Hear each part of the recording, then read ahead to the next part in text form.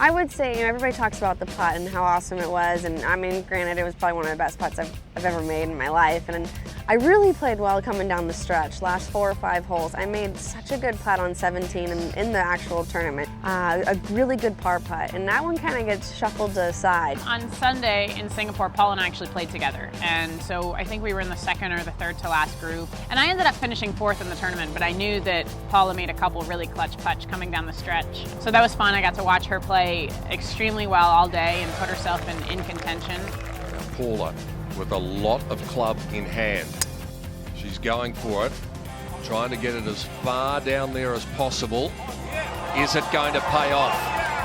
I actually left myself in the hardest possible spot you could be, up top, and everybody was saying what a good shot it was, but in reality, it really wasn't a good placement, but I'd still go for it in 2 again. It was so funny. I think we were sending her good, positive energy. So she has this long eagle putt, and we're talking about all the long putts she's ever made. We were talking about Solheim Cup and her putt to win, and all these long putts in Solheim she's always made. I remember looking at it with Colin, and I'm like, I have to go really high if I want to actually try and make this putt, or should I just try and lag it down there and try to get within Atha's mark, because she still had about 10 feet to make, and we kind of looked it over and talked about it, and then I was like, all right, I got it. There's a lot of things going on in my head when I hit that putt.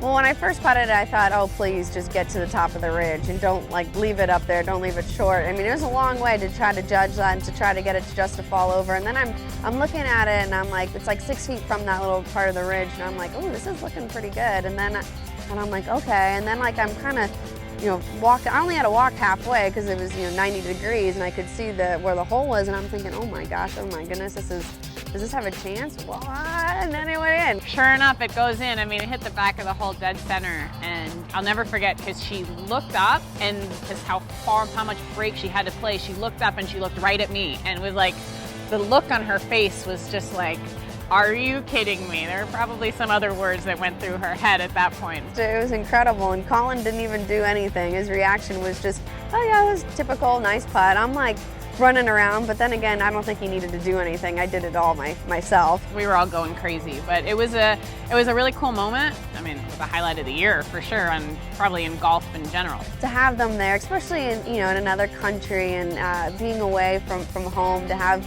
your friends there, it was really neat. I'm probably top 3 moments of my career for sure.